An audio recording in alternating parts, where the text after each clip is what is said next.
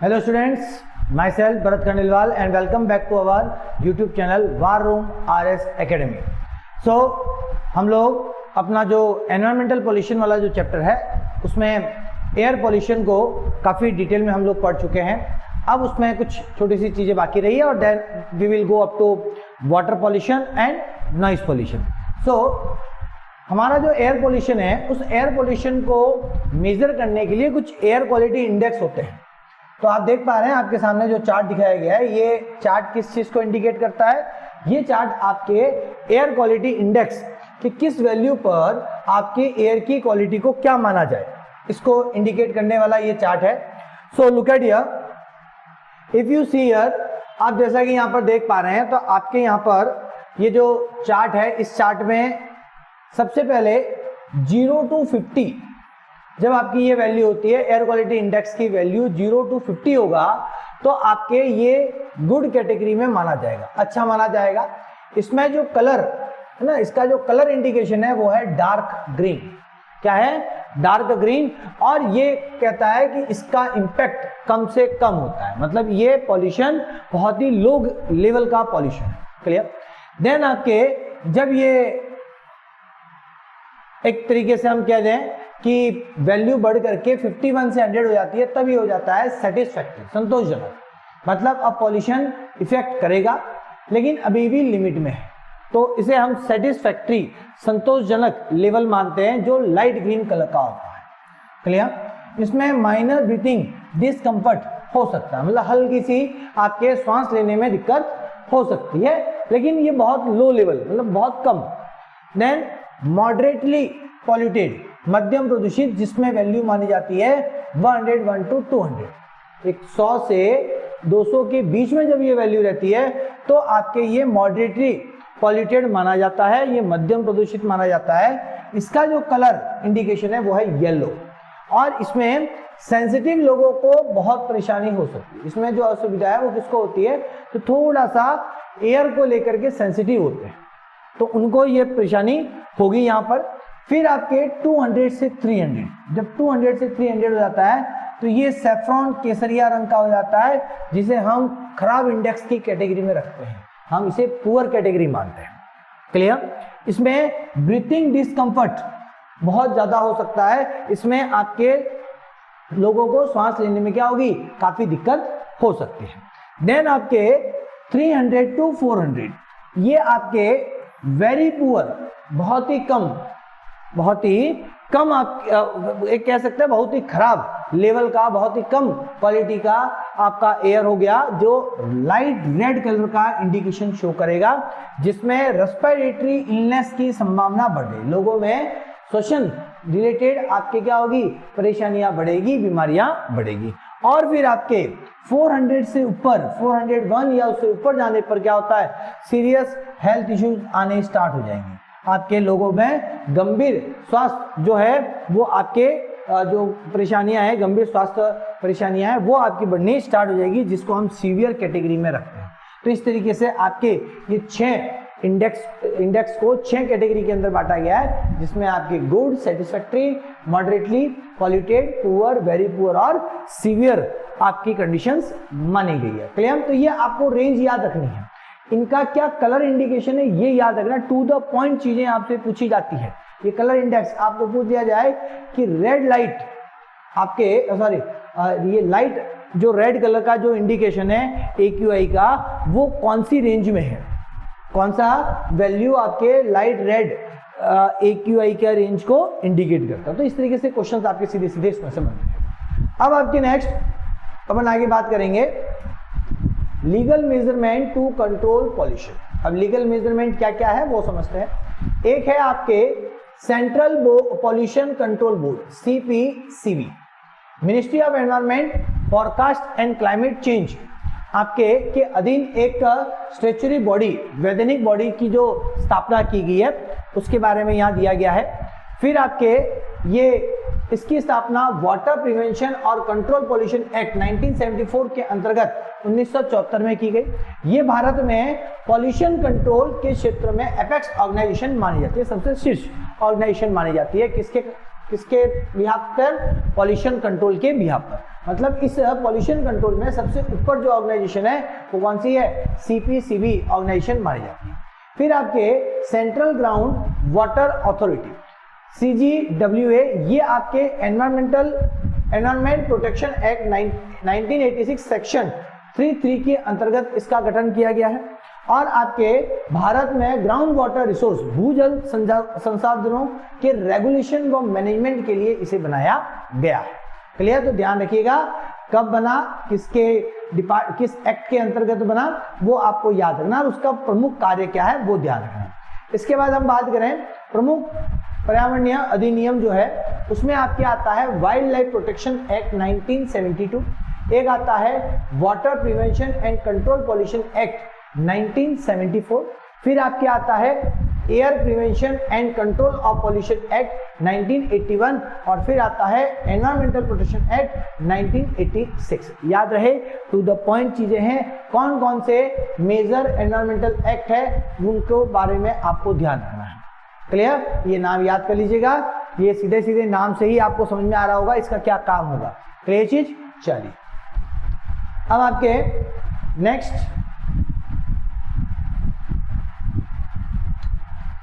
अपना टॉपिक है that is water pollution. अब आपके एयर पॉल्यूशन ऑलमोस्ट कंप्लीट हो गया है। अब हम लोग बात करेंगे हमारे एनवायरमेंटल पॉल्यूशन में एक और कैटेगरी आती है जिस पॉल्यूशन की चर्चा बहुत ज्यादा की जाती है। तो वो चर्चा किसकी होती है? वो होती है आपके वाटर पॉल्यूशन की। क्या होता है वाटर पॉल्यूशन? तो वाटर पॉल्यूशन में जब भी आपके जल में, आपके पानी के अंदर अनडिजायरेबल सब्सटेंस, पॉल्यूटेंट मिल जाते हैं तो हम कहते हैं पानी का क्या हो गया? प्रदूषण हो गया, जल प्रदूषण हो गया। अब आपकी इसमें mostly organic, inorganic, biological, radiological और आपके थर्मल तरीके के वाटर पॉल्यूशन होते हैं। मतलब इसमें कार्बनिक पदार्थ से भी वाटर पॉल्यूशन होता है, अकार्बनिक पदार्थ से भी होता है, बायोलॉजिकल, रेडियोलॉजिकल या थर्मल टाइप के सब्सटेंस से भी आपके क्या होता है? वाटर पॉल्यूशन होता है। इसमें इनके कारण वाटर क्वालिटी जो है उसमें क्या होती है? गिरावट आती है और जल का उपयोग अनुपयुक्त हो जाता है। मतलब जैसे जैसे इसमें पॉल्यूटेंट मिलेंगे वाटर की क्वालिटी घटेगी और वो पानी जो है हमारे लिए उपयोगी नहीं रहेगा, वो उसका उपयोग पूरी तरीके से नहीं कर पाएंगे। Now see measuring pollution level in water, water के पॉल्यूशन लेवल को मेजर कैसे किया जाता है, किन आपके मानकों से इसके पॉल्यूशन का पता लगता है, तो वो आप समझिए। सबसे पहले डीओ, डीओ का मतलब होता है डिजॉल्व ऑक्सीजन। डिजॉल्व ऑक्सीजन कितनी है वो बताता है हमारे पानी का स्तर क्या है, पानी अच्छा है या बुरा है। तो आपके गुलित ऑक्सीजन जो डिजॉल्व ऑक्सीजन है, इसका मतलब ये होता है कि उसमें फ्री ऑक्सीजन की मात्रा से है। मतलब पानी के अंदर जो हवा से जो ऑक्सीजन उसमें घुलती है, हवा से जो ऑक्सीजन उसमें घुलती है, वो ऑक्सीजन कितनी है उसका जो एक मात्रा है उसको हम बोलते हैं डिजॉल्व ऑक्सीजन। ये एक्वेटिक लाइफ के लिए बहुत आवश्यक होती है। ये जो डिजॉल्व ऑक्सीजन है ये किसके लिए सबसे ज्यादा इंपॉर्टेंट है, महत्वपूर्ण है? ये पानी में रहने वाले जीवों के लिए बहुत महत्वपूर्ण है, क्योंकि उनके लिए जो ऑक्सीजन की रिक्वायरमेंट है वो इसी डिजॉल्व ऑक्सीजन से पूरी होती है। क्लियर? ये टर्बुलेंस, फोटोसिंथेटिक और रेस्पिरेशन, वेस्ट और डीकम्पोजिशन से प्रभावित होती है। ध्यान रहे, इसमें ये जो डिजॉल्व ऑक्सीजन है इसको प्रभावित करने वाले कई कारक हैं। जैसे उसमें पानी में टर्बुलेंस, हलचल कितनी चल रही है, आपके फोटोसिंथेसिस प्रोसेस, अंदर जो छोटे छोटे जीव है, जो पेड़ पौधे जो होते हैं, माइक्रो प्लांट जो होते हैं, वो फोटोसिंथेसिस कितना कर रहे हैं, रेस्पिरेशन, अंदर रहने वाले जो जीव है रेस्पिरेशन रेट कितना चल रहा है, उसमें कितना वेस्ट मिला हुआ है, कितना उसके अंदर डीकम्पोजिशन चल रहा है। उसमें कोई चीज है, कोई जीव मर गया है तो उसकी बॉडी का जो डीकम्पोजिशन होता है उससे भी आपके किस पे फर्क पड़ता है? इससे डीओ, डिजॉल्व ऑक्सीजन पे फर्क पड़ता है। क्लियर? डिजॉल्व ऑक्सीजन की मात्रा जब लेस देन 8 मिलीग्राम पर लीटर हो जाती है तो वाटर को प्रदूषित माना जाता है, दूषित जल माना जाता है। जब उसमें डीओ का लेवल कितना हो जाए? लेस देन 8 मिलीग्राम पर लीटर।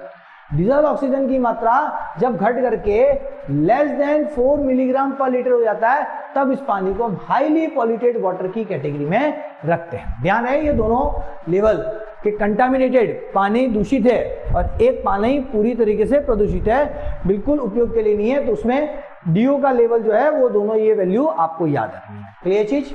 चलिए दूसरा जो कारक है जो हमारे पानी की प्रॉपर्टी को एक्सप्लेन करता है, जिससे हम हमारे जल की क्वालिटी को समझा सकते हैं या समझ सकते हैं, biological oxygen demand, BOD level क्या है ना, जैविक ऑक्सीजन जो मांग है उसका स्तर क्या है। ये वो ऑक्सीजन की मात्रा है जिसकी आवश्यकता माइक्रो ऑर्गेनिज्म को एरोबिक कंडीशन में ऑर्गेनिक मैटर के अपघटन के लिए चाहिए।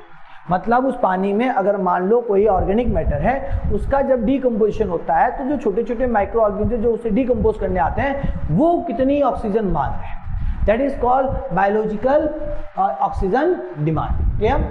हायर बीओडी, अगर बीओडी की रिक्वायरमेंट बहुत ज्यादा है इसका मतलब पॉल्यूशन बहुत ज्यादा है, क्योंकि जितना ज्यादा पॉल्यूशन होगा उतना ज्यादा डीकम्पोजिशन करना पड़ेगा, जितना ज्यादा डीकम्पोजिशन करना पड़ेगा उतना बीओडी लेवल की मांग बढ़ेगी। सीधा है। क्लियर? यह केवल बायोडिग्रेडेबल पॉल्यूटेंट का मापन करता है, इसलिए इसे पूर्णतः विश्वसनीय संकेत नहीं माना जाता। तो ध्यान रहे कि जब आपके बायोलॉजिकल ये डिमांड बढ़ती है तो ये बताता है कि अंदर बायोडिग्रेडेबल पॉल्यूटेंट की मात्रा बढ़ी है। तो यहाँ पर इसके लिए आपके ऑक्सीजन की मात्रा जब अंदर घट जाएगी तो इसकी डिमांड बढ़ जाएगी। इसकी डिमांड बढ़ गई तो सीधा सीधा इंडिकेशन ये हो गया कि बायोडिग्रेडेबल पॉल्यूटेंट अंदर बढ़ गया। लेकिन ये पूरी तरीके से विश्वसनीय वैल्यू नहीं मानी जा सकती, इस पर हम बहुत ज्यादा निर्भर नहीं रह सकते, क्योंकि ये एक तरीके के पॉल्यूटेंट को इंडिकेट कर रहा है। अगर पानी में दूसरे तरीके का पॉल्यूटेंट होगा तो उसका इंडिकेशन इस वैल्यू से पता नहीं चलेगा। क्लियर? अब आप क्या आता है केमिकल ऑक्सीजन डिमांड, सीओडी। जैसे बीओडी है वैसे सीओडी। अब क्या होता है कि जल में उपस्थित बायोडिग्रेडेबल और नॉन बायोडिग्रेडेबल सब्सटेंस दोनों के ऑक्सीकरण के लिए आवश्यक कुल ऑक्सीजन की मात्रा को मापता है। सीओडी की वैल्यू किसको किसको बताती है कि आपके बीओडी कितना चाहिए, बायोडिग्रेडेबल जो मटेरियल है उसको अपघटित करने के लिए कितनी ऑक्सीजन की जरूरत है, साथ में नॉन बायोडिग्रेडेबल जो सब्सटेंस है उसका ऑक्सीकरण, उसको डीकंपोज करने के लिए कितने ऑक्सीजन की रिक्वायरमेंट है, उस टोटल ऑक्सीजन को हम बोलते हैं केमिकल ऑक्सीजन डिमांड। ये जो होता है ये पोटेशियम डाइक्रोमेट का उपयोग किया जाता है। इसके लिए हमेशा आपके क्या किया जाता है, पोटेशियम डाइक्रोमेट का उपयोग किया जाता है। सीओडी और बीओडी की तुलना में जल प्रदूषण का अधिक कंपैरेटिव मेजर आपका प्रदान करता है। ध्यान रखना है, मैंने कहा कि ये जो सीओडी है वो इसको भी इंडिकेट कर रहा है और वो इसको भी इंडिकेट कर रहा है। मतलब इन दोनों के डीकंपोजिशन में जो ऑक्सीजन चाहिए उस डिमांड को हम सीओडी बोलते हैं। इसका मतलब ये हमारे जो मापन कर रहा है ऑक्सीजन डिमांड की जो एक रिक्वायरमेंट है उसको सही तरीके से लार्ज लेवल पर एक्सप्लेन करने का काम कौन करता है, सीओडी करता है। बीओडी सिर्फ एक पार्ट को इंडिकेट कर रहा था, कौन सा, आपका बायोडिग्रेडेबल पॉल्यूटेंट को ही इंडिकेट कर पा रहा। क्लियर चीज? चलिए देन आपके next indicator of fresh water. Fresh water का इंडिकेशन कैसे पता चलता है कि हमारा जो वाटर है, जो पानी है, जो जल है वो एकदम शुद्ध है। तो स्वच्छ जल के लिए daphnia, trout fish, larva of stone fly, इन जीवों की उपस्थिति क्लीन वाटर और अनपॉल्यूटेड फ्रेश वाटर का संकेत देती है। जब आपके मछली में ये, जब पानी में ये मछलियां दिखे तो आप मान लीजिए आपका पानी क्या है, साफ है, फ्रेश वाटर है, अनपॉल्यूटेड माना जाता है। तो याद रखें कौन सी मछली है, इस पे भी सीधा क्वेश्चन बन सकता है आपका। ठीक है, चलिए अब आपके indicator of polluted water. Polluted water के दूसरे इंडिकेटर क्या है जिससे हम पॉल्यूटेड वाटर का इंडिकेशन, जिसमें टूबीफैक्स, ई कोलाई, सीवेज फंगस और ब्लड वॉर्म्स, अगर इस तरीके के माइक्रो ऑर्गेनिज्म अगर उस पानी के अंदर देखने को मिले तो आपका वाटर क्या माना जाएगा, पॉल्यूटेड और कंटामिनेटेड वाटर माना जाएगा। तो हमेशा पानी की फ्रेश वाटर है या वो पॉल्यूटेड वाटर है तो उसमें इन चीज़ों की प्रेजेंस आपको ये बताएगी कि ये वाटर पॉल्यूटेड है या नहीं है। अगर ये चीज़ें मिलती हैं तो वाटर पॉल्यूटेड माना जाएगा, ये चीज़ें पानी में नहीं है तो आपका वाटर पॉल्यूटेड नहीं माना जाएगा। और सबसे फ्रेश वाटर इंडिकेशन के लिए अभी मैंने जो बताई उन मछलियों के नाम आपको याद रखने हैं कि किसकी प्रेजेंस को हम क्या कहते हैं, एक फ्रेश वाटर का इंडिकेशन मानते हैं। चलिए अब हम लोग बात करते हैं आपके इफेक्ट ऑफ वाटर पॉल्यूशन। अब जब वाटर पॉल्यूशन हो जाए, कहीं पर पानी पॉल्यूट हो गया तो उसका क्या प्रभाव पड़ेगा। तो इसके प्रभाव पहला तो हम पढ़ते हैं ह्यूमन हेल्थ पर। कि भाई इंसान पर इसका क्या प्रभाव पड़ता है वाटर पॉल्यूशन का। तो आप सीधी सीधी बात समझें, घरेलू और अस्पतालीय मलजल में जो पैथोजेनिक माइक्रो ऑर्गेनिज्म पाए जाते हैं, यदि इन्हें बिना उपचार के जल में छोड़ दिया जाए तो टाइफाइड और कॉलेरा जैसा रोग फैल सकता है। ध्यान है, घर का जो वेस्ट है, जो बायोलॉजिकल वेस्ट है ना, जो सीवेज वगैरह जो होता है, घर का नाली का पानी या आपके हॉस्पिटल का नाली का पानी, अगर उसे डायरेक्ट किसी जल स्रोत के साथ मिला दिया जाए तो वहां पर आपके क्या होगा, कई पैथोजेनिक माइक्रो ऑर्गेनिज्म जन्म ले लेंगे, जिसकी वजह से आपके बच्चों के अंदर किसकी बीमारी के होने का आसार क्रिएट हो जाएगा, टाइफाइड और कॉलेरा के होने की संभावना बढ़ जाएगी। ठीक है। इंडस्ट्रियल वाटर वेस्ट, अब आप ध्यान दें, इंडस्ट्रियल वाटर वेस्ट में उपस्थित हैवी मेटल, अब ध्यान दें, अगर इंडस्ट्रियल वाटर जो है, फैक्ट्रियों से निकला हुआ जो पानी है, जल है, उसे अगर आप किसी स्रोत के साथ मिला दोगे तो उसकी वजह से जल में आपके ये हैवी मेटल्स की प्रेजेंस बढ़ जाएगी और ये अत्यधिक विषैले है ना, विषैले जो है हम ये कह सकते हैं कि बहुत ही ज्यादा जहरीले होते हैं, जिससे मानव और पशुओं के स्वास्थ्य पर बहुत ज्यादा प्रतिकूल प्रभाव पड़ता है। तो ध्यान रहे आपके, अगर हम वाटर को पॉल्यूट करेंगे तो वाटर के पॉल्यूशन से कई तरीके की बीमारियां होती है। घरेलू और आपका हॉस्पिटल का जो वेस्ट है वो जो है वो पानी में इस तरीके के माइक्रो ऑर्गेनिज्म डेवलप करता है, जिससे आपके टाइफाइड और हैजा, कॉलेरा जैसी प्रॉब्लम हो सकती है। और इंडस्ट्रियल वेस्ट जो होता है वो एक तरीके से पानी को पूरी तरीके से पॉइजनस बना देता है, जिसकी वजह से गंभीर स्वास्थ्य जो इशू है वो आपको देखने को मिल सकता है।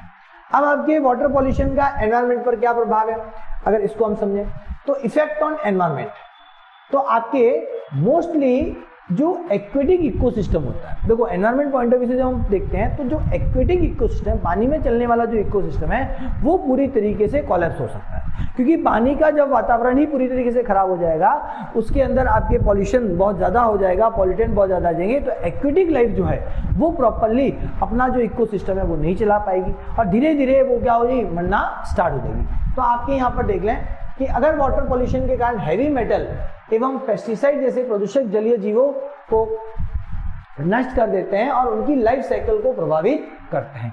सीधा सीधा है, पॉल्यूशन से जो जलीय जीव है वो मरेंगे और उससे क्या होगा, पूरा जो लाइफ साइकिल है वो क्या होगा, प्रभावित होगा, जिससे बायोडाइवर्सिटी है ना में कमी व संवेदनशील प्रजातियों की डिक्लाइन और एक्सटिंक्शन की संभावना बढ़ जाएगी। क्या हो सकता है, वाटर पॉल्यूशन होगा तो उसमें जो जीव रहते हैं वो जीव मरेंगे। अब जब अगर वो जीव मरे तो क्या होगा, उन जीवों की धीरे धीरे शॉर्टेज होती जाएगी और हो सकता है वो जीव आने वाले समय में क्या हो जाए, विलुप्त ही हो जाए। क्लियर। तो ये आपको ध्यान रखना है कि वाटर पॉल्यूशन का एनवायरनमेंट पर क्या प्रभाव पड़ सकता है। हमारे एनवायरनमेंट से कई पानी की जो प्रजातियां हैं वो आपकी क्या हो सकती है, विलुप्त हो सकती है। अब हम बात करते हैं बायोमैग्निफिकेशन। ध्यान दीजिएगा, बायोमैग्निफिकेशन एक कॉन्सेप्चुअल पार्ट है, समझिएगा क्या होता है बायोमैग्निफिकेशन। कि आप लोग सभी जानते हैं कि हम हमारे डेली लाइफ में जो आप भले जानबूझ के नहीं कर रहे हैं, बट हमारे लिए ज़रूरत है कि हमें कई तरीके के केमिकलों का अपने डेली लाइफ में उपयोग करना पड़ता है। जैसे मैं आप लोगों को बताऊं कि हम खेतों के अंदर पेस्टिसाइड्स का छिड़काव करते हैं, हम कई तरीके के फंगिसाइड्स का छिड़काव करते हैं, वीडिसाइड्स का छिड़काव करते हैं। ये जितने भी कीटनाशक जो है हम लोग जिनका छिड़काव करते हैं, ये हमारी ज़रूरत है कि हम हमारी फसलों को क्या करना चाहते हैं, इन सब प्रॉब्लम से बचाना चाहते हैं। तो जब हम ये सारे केमिकल हमारे खेतों में छिड़काव करते हैं, हालांकि हम जब भी करते हैं तो क्या करते हैं, बहुत कम मात्रा में करते हैं। और जब हम लोग बहुत कम मात्रा में करते हैं तो क्या होता है कि हमें पहले साल या स्टार्टिंग में तो हमें कोई प्रॉब्लम नहीं होती, लेकिन समय के साथ क्या होता है, एक पहले साल आपने इस्तेमाल किया, दूसरे साल इस्तेमाल किया, तीसरे साल इस्तेमाल किया, अब ये जो केमिकल आप छिड़काव कर रहे हो ये नॉन बायोडिग्रेडेबल केमिकल होता है, जो अपघटित नहीं होता, ये जैव अपघटित केमिकल नहीं है। तो ये तो क्या हो गया, एक बार मिट्टी में गया तो मिट्टी में स्थायी हो गया, दूसरी बार किया और क्वांटिटी बढ़ गई, तीसरी बार किया और क्वांटिटी। अब कई सालों से जब हम उपयोग कर रहे हैं तो अब हमारी मिट्टी, हमारे खेत की मिट्टी में इन केमिकल की मात्रा बहुत ज़्यादा बढ़ गई। अब ये जितने भी केमिकल है, ये केमिकल कोई अच्छे तो है नहीं, सब कीटनाशक है, कीटों को मारने वाला, तो एक तरीके का जहर हुआ, पॉइजन हुआ।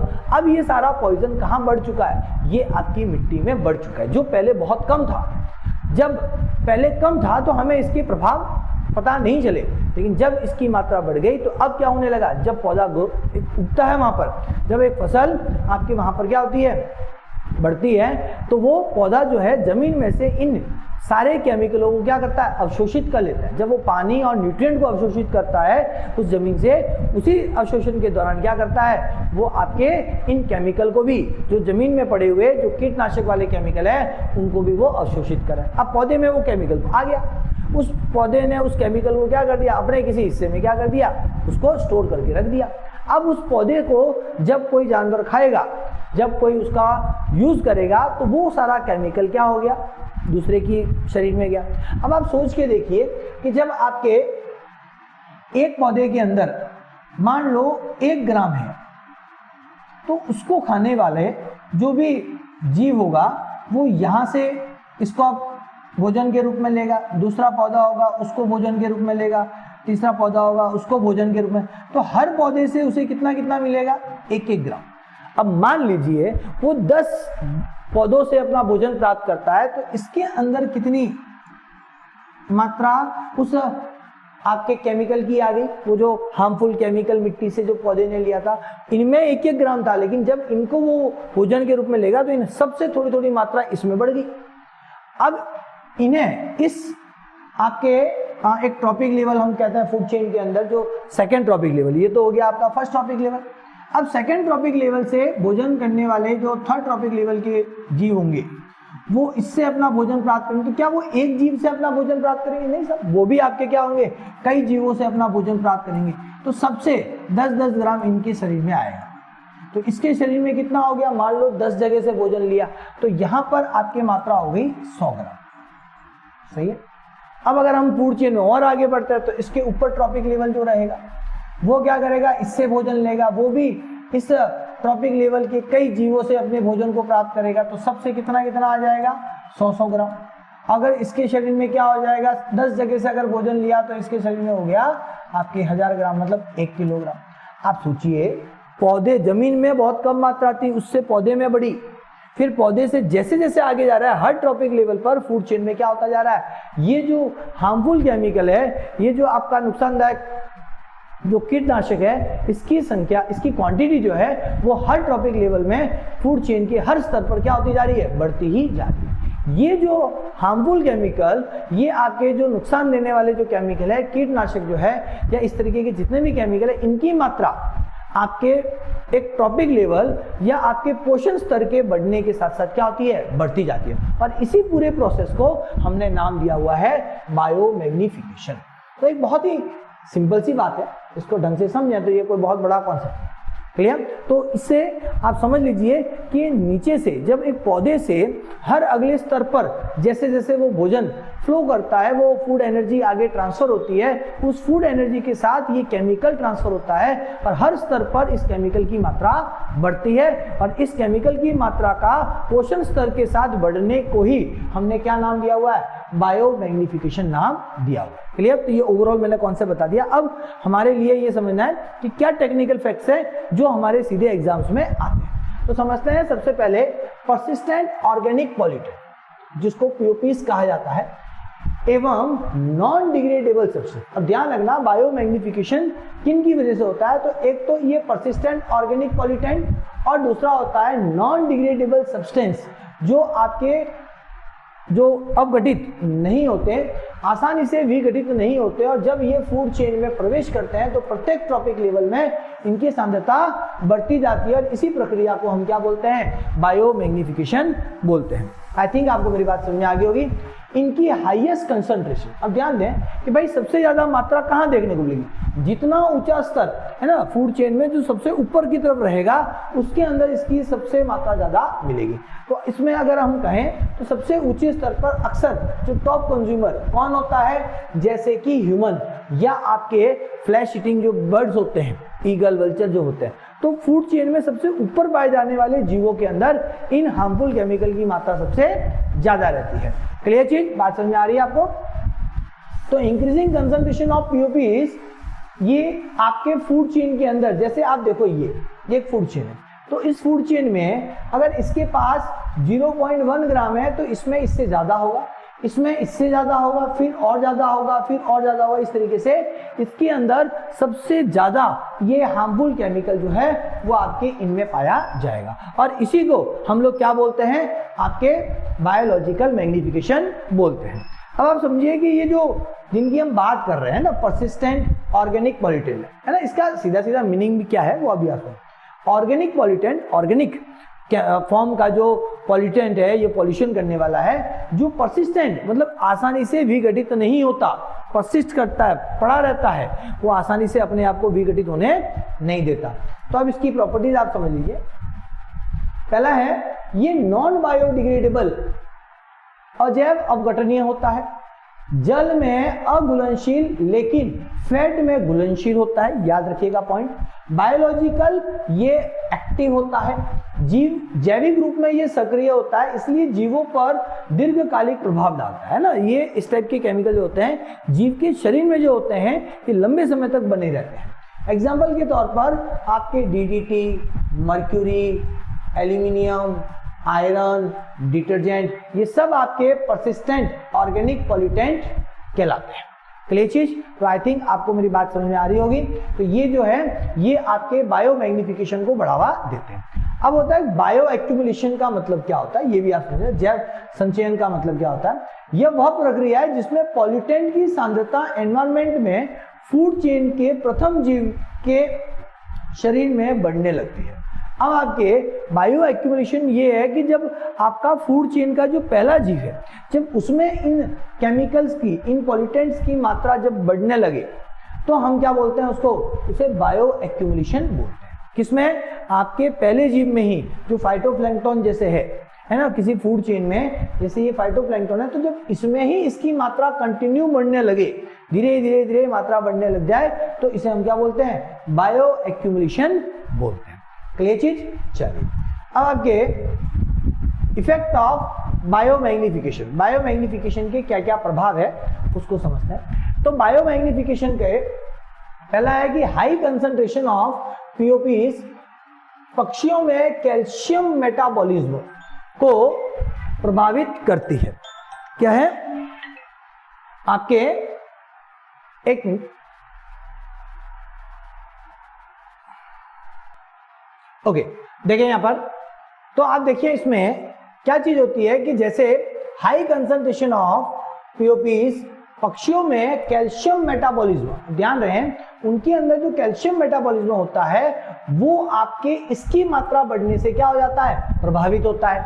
अब कैल्शियम मेटाबॉलिज्म मतलब कैल्शियम से रिलेटेड जो बॉडी के अंदर जो रिएक्शन चलती है उसकी बात कर रहे हैं। तो आपके इसमें उनकी एगशेल पतले हो जाते हैं और परिणाम स्वरूप अंडे समय से पहले ही टूट जाते हैं तथा बर्ड पॉपुलेशन में कमी आती है। तो आप ध्यान दीजिएगा, पीओपीज की मात्रा अगर पक्षियों में ज्यादा बढ़ेगी तो कैल्शियम मेटाबॉलिज्म प्रभावित होगा, कैल्शियम मेटाबॉलिज्म प्रभावित होगा तो जो एगशेल होता है वो कमजोर होगा, और जब एगशेल कमजोर होगा तो पक्षियों के जो अंडे होंगे वो समय से पहले ही क्या हो जाएंगे? टूट जाएंगे, जिससे वो जो पक्षी जन्म लेने वाला होगा वो आपके जन्म नहीं ले पाएगा। तो इस तरीके से क्या होगा? पक्षियों की जो पॉपुलेशन है वो आपके क्या होगी? घट सकती है। क्लियर? चलिए इसके बाद हम बात करें आपके भारत में, आपको पता हो तो जो वल्चर पॉपुलेशन है, आप लोगों को पता होगा पहले ये बहुत देखने को मिलते थे, लेकिन वल्चर पॉपुलेशन में गिरावट का मुख्य कारण डाइक्लोफेनेक सोडियम नाम का जो ये पेन किलर है, ये आपके बहुत ज्यादा इस्तेमाल होने से, है ना, इस तरीके का जो ये केमिकल है, ये केमिकल आपके काफी ज्यादा जो है वो इस्तेमाल होता है, जो जीवों के शरीर में पाया जाता है। और इस तरीके का केमिकल जब धीरे धीरे आपके क्या हो गया, ये वल्चर के तक पहुंचा, मतलब सबसे टॉप पे थे ये, तो जो अलग अलग तरीके के जीव थे उन जीवों को जब वो खाते थे तो इस तरीके का ये जो केमिकल है वो धीरे धीरे इनकी यहाँ तक आते आते क्या हो गई, उसकी मात्रा बहुत ज्यादा बढ़ गई, जिसकी वजह से इनकी जो एक पॉपुलेशन है वो बहुत तेजी से घट करके आज बहुत ही कम देखने को मिलती है। शरीर में मेटल का संचयन एलर्जीज, कैंसर्स, रिडक्शन इम्यूनिटी, इन सब में क्या होती है? आपकी क्या होती है? ये सारे नर्वस सिस्टम संबंधित रोगों के कारण बनते हैं। तो आप देखो यही मैंने कहा ह्यूमन टॉप मोस्ट है, तो ह्यूमन टॉप मोस्ट है तो आपकी फूड चेन में बायोमैग्निफिकेशन के कारण मेटल की क्वांटिटी बढ़ जाती है, जिससे हमें कई तरीके की एलर्जीज होती है।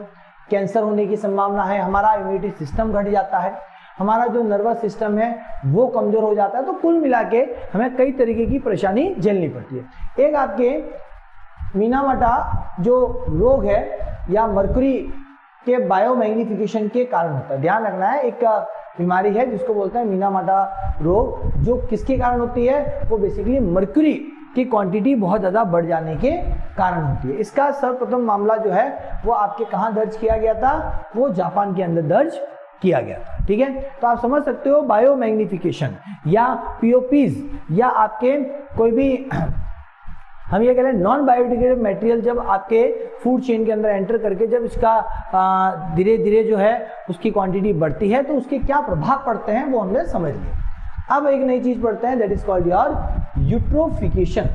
क्या होता है यूट्रोफिकेशन, सुपोषण क्या होता है? देखो ये भी एक ऐसा प्रोसेस है जिससे आपके एक तरीके से वाटर पॉल्यूशन बढ़ता है, एक्वेटिक लाइफ को बड़ा खतरा होता है। ये क्या है, इसका कॉन्सेप्ट होता ये है कि अब देखो हमने कई तरीके के केमिकल्स, उन केमिकल्स के अंदर मिनरल्स होते हैं।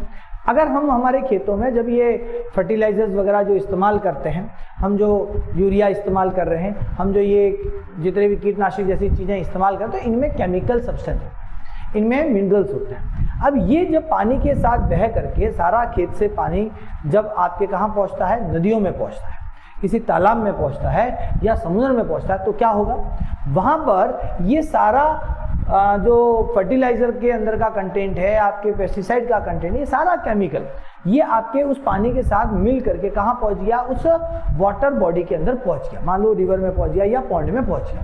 तो जैसे ही पानी के अंदर ये मिनरल की क्वांटिटी बढ़ेगी, है ना, जब आपके ये जितने भी पोषक तत्व है इनकी क्वांटिटी जब आपके पानी में बढ़ेगी तो वहाँ पर क्या होगा, एल्गी का फॉर्मेशन बहुत ज्यादा हो जाए। और जब एल्गी एक साथ जब बहुत ज्यादा स्तर से बढ़ेगी तो हम उसे क्या बोलते हैं, एल्गल ब्लूम बोलते हैं। क्या बोलते हैं, एल्गल ब्लूम, कि एक साथ आपके जो शैवाल है वो प्रस्फुटित एक तरीके से कह सकते हैं, वो बहुत ज्यादा उसकी जो क्वांटिटी है बढ़ जाती है।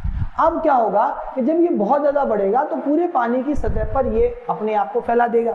जब पूरी पानी की सतह पे अपने आप को फैला देगा तो पानी जो एक तरीके से पानी के अंदर ऑक्सीजन नहीं पहुंच पाएगी।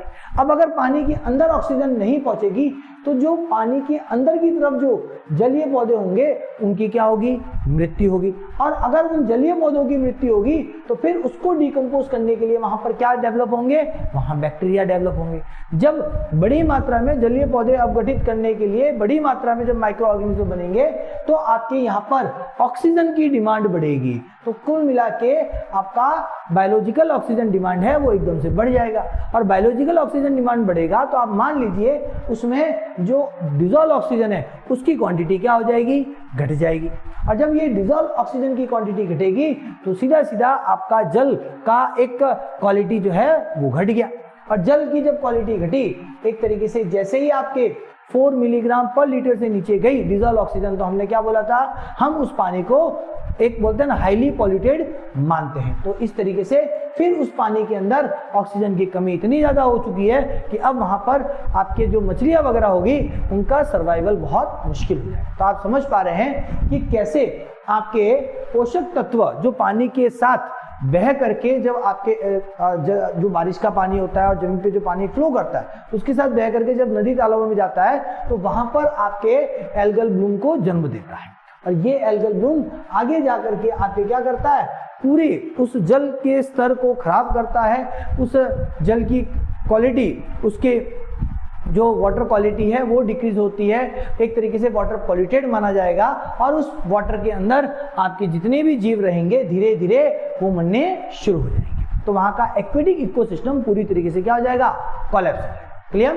तो ये मैंने जो कॉन्सेप्ट समझा, इसी पूरे प्रोसेस को हमने क्या नाम दिया हुआ है, यूट्रोफिकेशन बोलते हैं। इस पूरे प्रोसेस को हम क्या बोलते हैं, यूट्रोफिकेशन।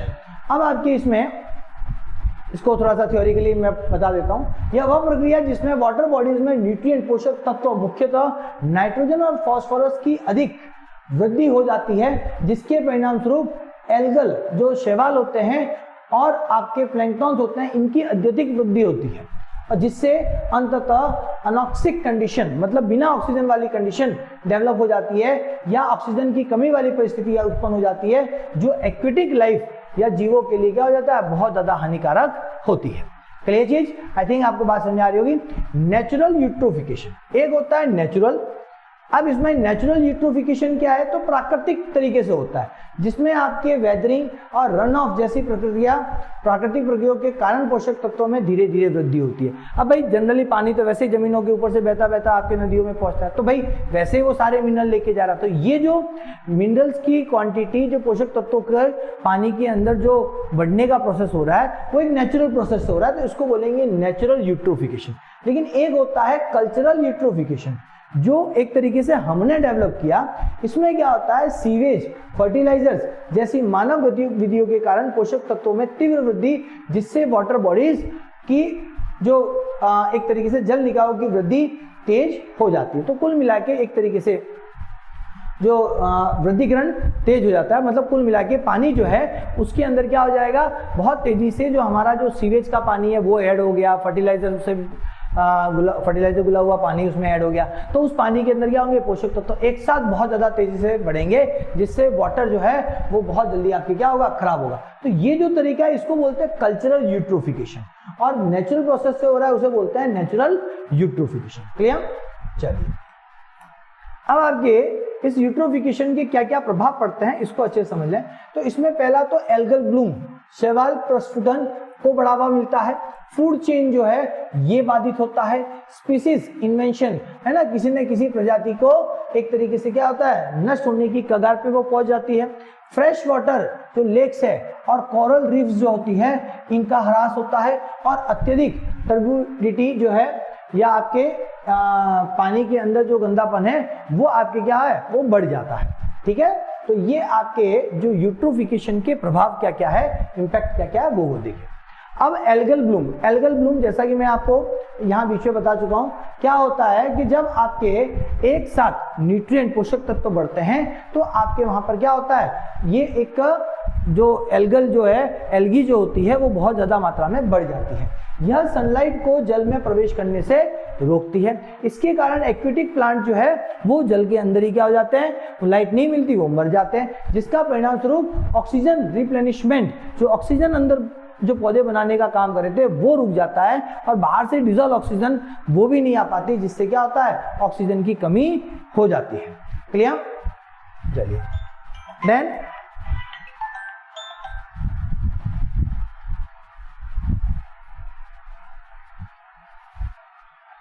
नेक्स्ट है आपका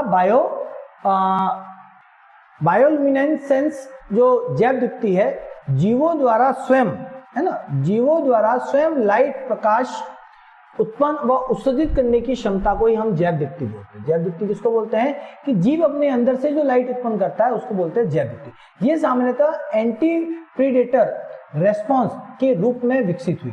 ये परभक्षी से जो बचाव है ना, अपने आप को किसी और जीव से बचाने के लिए उनके अंदर ये प्रॉपर्टी पाई जाती है। यह डीप सी ऑर्गेनिज्म, जो गहरे समुद्र में पाए जाने वाले जो जीव होते हैं, एवं प्लैंक्टोनिक ऑर्गेनिज्म जो होते हैं उनमें अधिक पाया जाता है, उनमें सामान्यतः ये देखने को मिलती है। तो ध्यान रखना है, जैव दीप्ति क्या चीज होती है, आपके जीवों के द्वारा खुद लाइट को इमिट करने की प्रॉपर्टी है। Clear? Now next, disease cause by water pollution. Water pollution से कौन कौन सी डिजीज होती है तो वो आप देख लीजिए। टॉक्सिसिटी ऑफ मर्क्यूरी, मर्क्यूरी के कारण जो होता है that is called Minamata disease. फिर आपके कैडमियम, कैडमियम की वजह से इटाई आपके डिजीज। फिर आपके आर्सेनिक की वजह से होता है black foot disease. Long term injection of fluoride, fluoride की वजह से फ्लोरोसिस होता है, ये नॉपनी है ना, आपके जो घुटने होते हैं वो जाम हो जाते हैं। और टॉक्सिसिटी ऑफ नाइट्रेट, इसकी वजह से ब्लू बेबी सिंड्रोम जो है, जो मिथेमोग्लोबिनीमिया के नाम से भी जाना जाता है। तो ये आपको सीधे सीधे फैक्चुअल चीजें हैं जो याद रखनी है, किस सब्सटेंस की वजह से आपके कौन सी डिजीज होती है। क्लियर? याद रखिएगा आप लोग ढंग से। नाउ नेक्स्ट, वाटरबॉर्न डिजीज, पानी से उत्पन्न होने वाली जो डिजीज है, जैसे बैक्टीरियल डिजीज जो होती है, कुछ जो पानी से उत्पन्न होती है, जो पानी से हमारे तक आती है, टाइफाइड, कॉलेरा और इकोलाई। वायरल डिजीज जो है जो पानी से हमारे तक आती है, that is hepatitis A and E.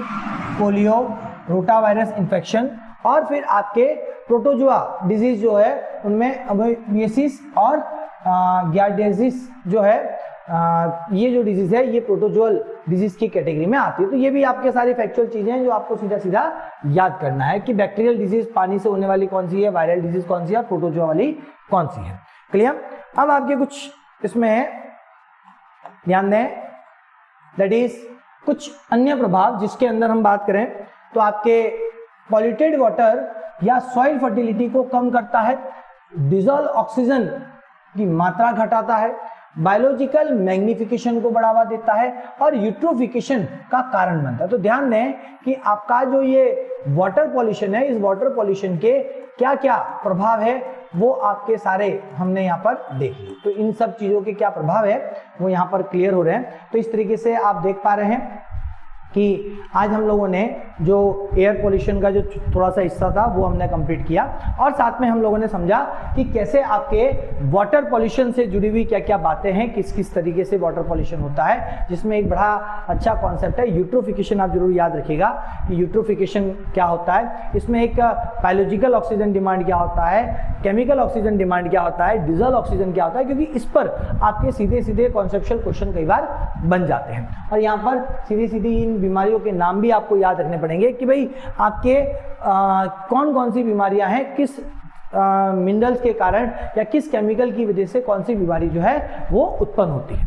Clear? तो अब नेक्स्ट टॉपिक है अपना नॉइज पॉल्यूशन। नॉइज पॉल्यूशन क्या है? तो आप देखें सीधा सीधा ध्वनि प्रदूषण। आप सभी लोग जानते हैं कि जब हम लोग बहुत ज्यादा तेज आवाज में कोई चीज बजाते हैं, अनवांटेड साउंड जो है वो क्रिएट करते हैं, जिससे आपके इंसान के कानों में एक तरीके से एक असुविधा, उसे अच्छा नहीं लगता, उसे चिड़चिड़ापन उसमें क्रिएट होता है, उसके कानों में दर्द उत्पन्न होता है। तो ये जो ध्वनि होती है, इस ध्वनि को हम क्या बोलते हैं? नॉइज पॉल्यूशन की कैटेगरी में रखते हैं। अब इसका जो मेजरमेंट होता है वो ध्वनि की तीव्रता को माप करके किया जाता है, जो आपके डेसिबल के अंदर मापा जाता है। WHO के स्टैंडर्ड के आधार पर आपके क्या स्टैंडर्ड माना गया है कि दिन में जो है वो 45 dB तक आपके ठीक है, उससे ऊपर आपके नॉइज पॉल्यूशन में जाएगा। रात्रि के समय आपके 35 dB तक साउंड ठीक है, उसके ऊपर जो है वो आपके क्या हो जाएगा? एक तरीके से पॉल्यूशन की कैटेगरी में जाना है। ये माना गया कि भाई कितना होना चाहिए, तो इस रेंज में रहता है तो बहुत अच्छा है, इससे ऊपर जाता है बहुत ज्यादा तो फिर वो पॉल्यूशन की कैटेगरी में टच होना स्टार्ट होता है। अब आपके ये आदर्श लिमिट जो है वो एक तरीके से स्टैंडर्ड सेट की गई है। अब टॉलरेंस लिमिट, सहन करने की जो क्षमता है वो कितनी है? तो मानव के जो कान होते हैं वो लगभग 85 dB तक की ध्वनि को प्रॉपर सहन कर पाते हैं। इससे अधिक जो ध्वनि जो होती है वो क्वालिटी ऑफ लाइफ के लिए अच्छी नहीं मानी जाती। ध्यान रहे, क्वालिटी ऑफ लाइफ के लिए आपके 85 dB से ऊपर की ध्वनि को सुरक्षित नहीं माना जाता।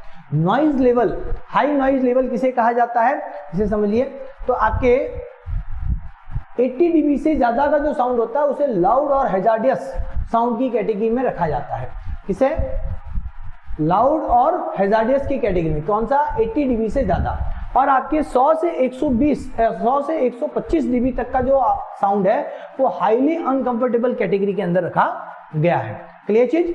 देन आपके हम बात करें permissible noise level in India. India के अंदर जो नॉइज लेवल जो एक अलाउ किया गया क्या है? इंडस्ट्रियल जोन के अंदर दिन में आपके 75 dB, रात में 70 dB, कॉमर्शियल जोन में दिन में 65, रात में 55, रेसिडेंशियल जोन में दिन में 55, रात में 45, और साइलेंट जोन जो एरिया होते हैं जैसे आपके ये स्कूल, कॉलेज और हॉस्पिटल, कोर्ट जैसी जो जगह होती है उनके 100 मीटर के दायरे में साइलेंट जोन घोषित किया जाता है, और इनकी जो वैल्यू है वो दिन में 50 dB और रात में आपके 40 dB तक ही मानी जाती है। अब आपके जैसे नॉइज पोल्यूशन है वैसे एक और पोल्यूशन की अक्सर बात होती है, वो है प्लास्टिक पोल्यूशन। प्लास्टिक की वजह से भी हमारे लिए बहुत ज्यादा दिक्कतें बढ़ रही है। तो प्लास्टिक पोल्यूशन में क्या क्या चीजें हैं उन्हें एक एक करके बता देते हैं आपको। तो प्लास्टिक पोल्यूशन आपके कई तरीके के होते हैं, जैसे प्लास्टिक मटेरियल की वजह से होते हैं। तो प्लास्टिक मटेरियल कई तरीके के हैं, हम कई तरीके के मटेरियल इस्तेमाल कर रहे हैं जो प्लास्टिक चीजों से बने हुए हैं। आपके इससे ह्यूमन, वाइल्ड लाइफ और पूरे इकोसिस्टम को क्या है, बहुत ही प्रतिकूल प्रभाव पड़ता है। अब कौन कौन से तरीके के प्लास्टिक्स जो है हमें पॉल्यूशन के तहत जो हमें एक तरीके से हमारा पॉल्यूशन का काम कर रहा है, तो एक आता है माइक्रो प्लास्टिक। माइक्रो प्लास्टिक आपका कौन सा होता है? जिसका आकार जो उसकी थिकनेस है वो 5 mm से कम होती है और 1 माइक्रोमीटर से क्या होती है, अधिक होती है। तो ये आपके माइक्रोप्लास्टिक की कैटेगरी में आता है। एक आता है माइक्रोबीड। माइक्रोबीड क्या होता है, अत्यंत छोटे प्लास्टिक पार्टिकल होते हैं जो आपके 0.1 माइक्रोमीटर से अधिक और 5 mm से क्या होते हैं, कम होते हैं, जिनका उपयोग क्लीजनर, टूथपेस्ट और कॉस्मेटिक में किया जाता है। तो ध्यान दें, ये चीजें जो है वो हमारे डेली लाइफ की चीजों के यूज में भी आपके आती है। और एक आता है नैनो प्लास्टिक। नैनो प्लास्टिक क्या होता है, ये बेसिकली आपके नैनो प्लास्टिक हम किसको बोलते हैं, जो आपके अत्यंत सूक्ष्म प्लास्टिक जिनका आकार 1 माइक्रोमीटर से कम और 1000 नैनोमीटर से मतलब 1000 नैनोमीटर से नीचे होता है। क्लियर? तो एक 1 माइक्रोमीटर से नीचे की तरफ, तो आपके ये बायोलॉजिकल बैरियर जैविक अवरोधों को पार करने तथा फूड चेन में प्रवेश कर सकते हैं। ध्यान रखना है, नैनो प्लास्टिक ऐसे मटेरियल होते हैं जो हमारी लाइफ में, हमारी बॉडी में, जीव में आपके पहुंच सकते हैं। ये क्या होता है, इतना बारीक होता है कि ये हमारे क्या होता है, बायोलॉजिकल बैरियर जो हमारी सेल बैरियर या हमारी स्किन बैरियर है उसको भी क्रॉस करके हमारी बॉडी में एंटर कर सकता है। तो इस तरीके के आपके 3 तरीके के प्लास्टिक आपके जो है जो पॉल्यूशन में पार्टिसिपेट करता है, उसमें एक माइक्रो प्लास्टिक आता है, एक माइक्रो बीड आता है और एक नैनो प्लास्टिक आता है। इनकी जो साइज है उस साइज को थोड़ा सा आप लोग अच्छे से स्टडी कर लीजिएगा। ठीक है, अब आपके नेक्स्ट है हैजार्डस वेस्ट। कई ऐसे वेस्ट है जो हमारे लिए पॉल्यूशन को बढ़ावा दे रहे हैं और हमारे लिए परेशानी उत्पन्न कर रहे हैं, जिसमें आपके ऐसे पदार्थ जो एनवायरनमेंट में उपस्थित हो अथवा उसमें उत्सर्जित किया जाता है, मतलब एक तरीके से ऐसे वेस्ट जो आपके एनवायरनमेंट में उपस्थित है अथवा उसमें उत्सर्जित किया जाए तो ह्यूमन हेल्थ एवं एनवायरनमेंट को गंभीर क्षति पहुंचती है। मतलब ऐसे वेस्ट हैं जिनको हम क्या कर रहे हैं, एनवायरनमेंट में छोड़ रहे हैं, जो हमारे लिए क्या कर रहे हैं, बहुत ही गंभीर क्षति जो है हमें पहुंचा रहा है। जिसमें एक आपके सबसे इंपॉर्टेंट नाम आता है पीओपीज का, जो हमने आगे डिटेल में बात कर रखी है, ये किस तरीके से जो है हमें नुकसान पहुंचा रहा है।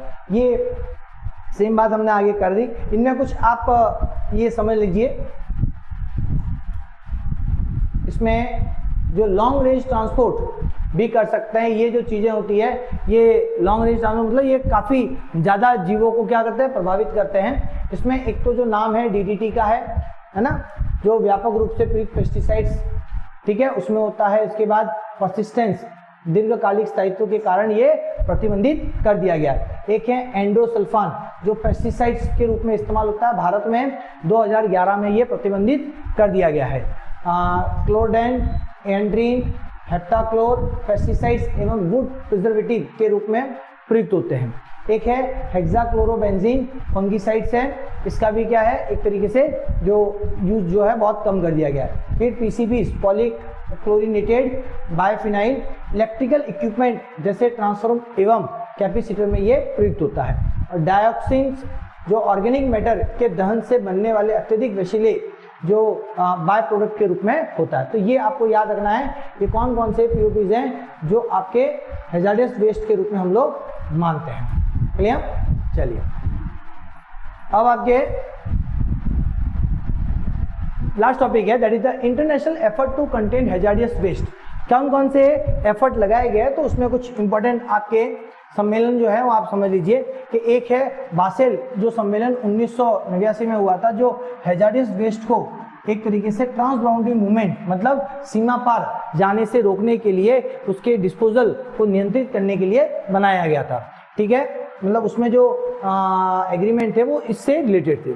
फिर था आपका रोटरडैम कन्वेंशन, जो आपके रोटरडैम सम्मेलन जो है 1998 में हुआ था, और ये हैजार्डस केमिकल के इंटरनेशनल ट्रेड के लिए प्रायर इन्फॉर्म कंसेंट की व्यवस्था थी, जिसमें आपके उसका जो इंटरनेशनल ट्रेड करो उससे पहले उसको इन्फॉर्म करना है, बताना है उसके बारे में पूरा।